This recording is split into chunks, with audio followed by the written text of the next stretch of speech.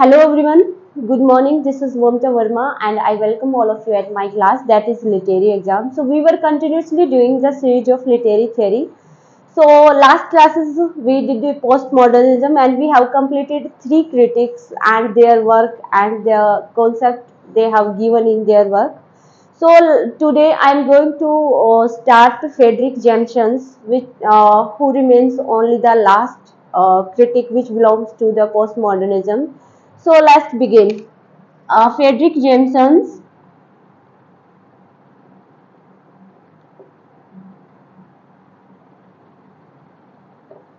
Okay ये American critic थे, American literary critic.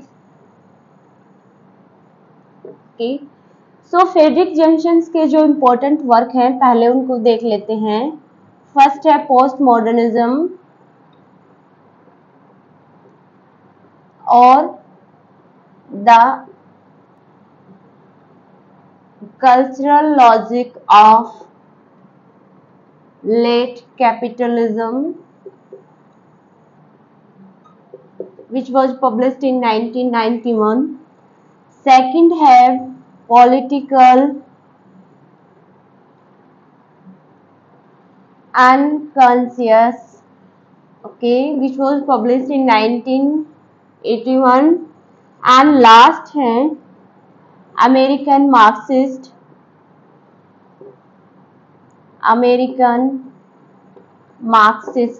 Okay.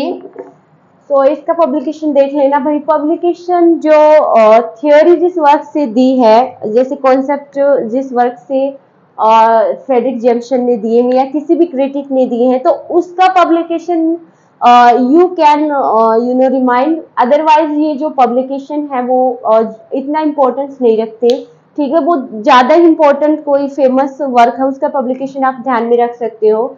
सो ये पोस्ट मॉडर्निज्म और the culture logic of late capitalism, ये जो फ्रेडरिक जेम्सन, इसका नाम अगर आप गूगल पे डालोगे तो इसका ये वर्क सबसे पहले आपको शो होगा, क्योंकि ये बहुत इंपॉर्टेंट वर्क है जिससे रिलेटेड इन्होंने थियोरी दी है, ठीक है।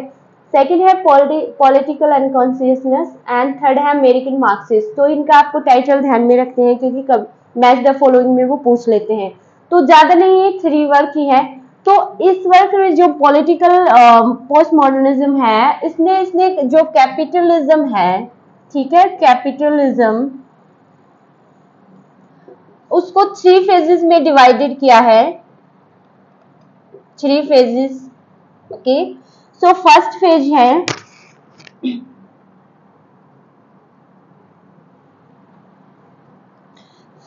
है वो है मार्केट कैपिटलिज्म।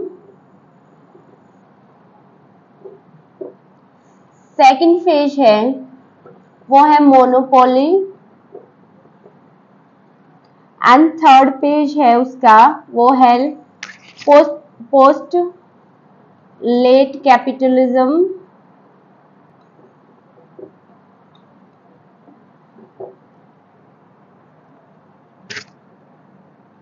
या इसको बोल सकते हैं मल्टीनेशनल कैपिटलिज्म, मल्टीनेशनल कैपिटलिज्म, ठीक है। सो ये थियोरी दी है इसने, ये जो कॉन्सेप्ट दिया है इस बुक में पोस्ट मॉडर्निज्म में, इसने कैपिटलिज्म को है वो 3 पेजेस में डिवाइडेड किया है। सो फर्स्ट पेज में आता है मार्केट कैपिटलिज्म, सेकंड में आता है मोनोपोली एंड थर्ड में आता है लेट कैपिटलिज्म कह सकते हैं, या इसको मल्टीनेशनल कैपिटलिज्म कह सकते हैं, ठीक है। सो अब हम पढ़ते हैं मार्केट कैपिटलिज्म क्या होता है, ठीक है। मार्केट कैपिटलिज्म है, ये आया था विक्टोरियन टाइम में, when the science has developed a lot of development have completed in the science, we can say it was the age of the technologies, lot of industries were established, it was the time of globalizations during the Victorian period. So there was multinational and multiple companies which have already established in India, okay. So how the companies make their product, how the market run in the time of market capitalism. So there were multiple companies for multiple products. So but which company is better? That make a good product on the lower prices, ठीक है. The companies who sell the good product for the lower prices is the best companies at that time. तो ये था market capitalism, जहाँ companies में बहुत competition का time था, क्योंकि वहाँ जो मल्टीपल कंपनीज थी वो मल्टीपल प्रोडक्ट है उसको प्रोड्यूस कर रही थी, ठीक है. लेकिन जो बेस्ट कंपनी थी वो वही थी जो कि अपना बेस्ट प्रोडक्ट दे रही थी लोअर प्राइसेस पे. सो सेकंड था मोनोपोली. ये मॉडर्न टाइम में आया था मोनोपोली. वो there is a single company for single product. यहाँ सिर्फ एक ही कंपनी थी, ज्यादा कंपटीशन नहीं था, ठीक है. तो एक कंपनी, सिंगल कंपनी थी जो सिंगल प्रोडक्ट को प्रोड्यूस कर रही थी और वही मार्केट में और वही मार्केट को रन कर रही थी. तो थर्ड था लेट कैपिटलिज्म और मल्टीनेशनल कंपनीज. तो ये था पोस्ट मॉडर्निज्म के टाइम में आया था मल्टीनेशनल कंपनीज. जैसे कि आज भी इंडिया में बहुत सारी मल्टीनेशनल कंपनीज है, वो अपना बिजनेस कर रही है, ठीक है. तो ये टाइम था जब multinational multiple companies are making multiple product. Multinational companies which are beating the local market of the India, ठीक है. जो इंडियन लोकल कंपनीज थी, जो लोकल मार्केट, जो लोकल प्रोडक्ट को प्रोड्यूस कर रही थी, ठीक है, उसको ये जो मल्टीनेशनल कंपनीज थी वो उसको बीट कर रही थी because of the basis of the qualities of their product. तो ये था जो 3 पेजेस थे वो कैपिटलिज्म के, ठीक है. फर्स्ट था मार्केट कैपिटलिज्म, सेकंड मोनोपोली था जहां सिर्फ सिंगल मार्केट, सिंगल जो कंपनी थी वो सिंगल प्रोडक्शन को कर रही थी, ठीक है. और थर्ड था लेट कैपिटलिज्म जहाँ पे मल्टीनेशनल कंपनीज इंडिया में आ रही थी और वो बहुत सारे मल्टीपल जो प्रोडक्ट है उसको प्रोड्यूस कर रही थी. तो इस टाइम में क्या था कि वो जो इंडियन लोकल मार्केट है जो अपना बिजनेस चला रही थी उसको ये काफी बीट कर रही थी, क्योंकि इनके पास जैसे जापानीज, यूएसए कंपनीज है, जर्मनी की कंपनीज है, तो वहाँ जो टेक्नोलॉजीज थी वो काफी सालों से चली आ रही थी, ठीक है.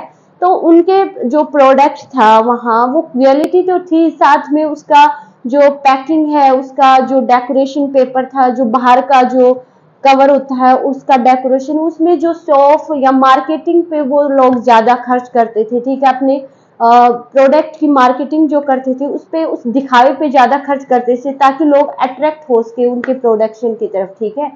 तो ये था 3 पेजेस.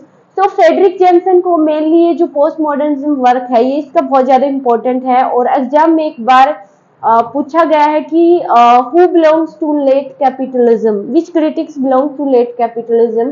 तो इसमें 4 क्रिटिक के नाम दे रखे थे जहां इसका सही आंसर फ्रेडरिक जेमसन होगा, ठीक है. और ये अमेरिकन मार्क्सिस्ट है. एक बार मैच द फॉलोइंग में भी पूछा गया है, ठीक है. एक साइड में जैसे मैंने आपको पहले ही भी बताया है, एक साइड में जो अपने वर्क है, इंपॉर्टेंट वर्क के नाम देते हैं, सेकंड साइड में उनके ऑथर या क्रिटिक जो बिलोंग करते हैं डिफरेंट वो देते हैं, फिर मैच द फॉलोइंग में देते हैं. तो मैच द फॉलोइंग में जरूरी नहीं कि जहां से थ्योरी आती है वही वर्क देंगे, ठीक है, वो दूसरा वर्क भी दे सकते हैं. तो इनके जो थियरीज थे इनके ज्यादा वर्क नहीं होते, 2, 3, 4 वर्क होते हैं मेनली. तो आपको इनके टाइटल हैं वो ध्यान में रखना बहुत जरूरी है. आप जब लिटरेरी ये जो थियरी है उसको पूरा करेंगे, कंप्लीट करने के बाद जब हम प्रैक्टिस क्वेश्चन करेंगे ना, तो उसमें आप देखेंगे कि पीवाईक्यूज में बहुत सारे क्वेश्चन हैं, वो यहाँ थियरी के अपर लेवल से ही पूछते हैं, डीप में तो वो जाते भी नहीं कभी, ठीक है. वो ज्यादा से ज्यादा वर्क का नाम पूछ लेंगे या थियरी पूछ लेते हैं कि ये थियरी किससे रिलेटेड है, ये कंसेप्ट किसने दिया है, ठीक है. तो ऐसे क्वेश्चन आते हैं वहां से. मैंने जब लिटरेरी थियरीज को मैंने स्टार्ट किया था तो मैंने जो न्यू क्रिटिसिज्म है और फॉर्मलिज्म है उनके साथ मैंने क्वेश्चन भी प्रैक्टिस किए हैं. अगर आपने बैक क्लासेस को अटेंड नहीं किया है तो आप स्टार्टिंग से मेरी क्लासेस देख सकते हैं. मैंने each and every concept I have cleared. Okay, you don't have to look each and other here and there for to read the literary theories. So you can join my you can attend my all classes, okay, which are available free on YouTube. तो जिसमें आप देखेंगे कि मैंने बहुत ही easy language में मैंने each and every concept को समझाने का ट्राई किया है.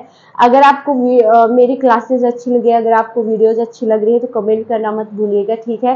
तो मैंने ये भी समझाया साथ साथ में कि जो प्रैक्टिस क्वेश्चन है वो हमने न्यू क्रिटिसिज्म और फॉर्मलिज्म का तो पूरा कर लिया है. उसके बाद हम रह जाता है हमारा स्ट्रक्चरलिज्म, पोस्ट स्ट्रक्चरलिज्म और पोस्ट मॉडर्निज्म। ठीक है, तो इसके साथ ही मैं जल्द ही आपके लिए एक क्वेश्चन 30 या 35 के नियर जो क्वेश्चन होंगे प्रैक्टिस क्वेश्चन, जो हमने थ्योरी को प्रैक्टिस कर लिया है उसी से रिलेटेड होंगे, तो वो भी मैं जल्द ही आपके लिए लाऊंगी। तब तक के लिए थैंक्स।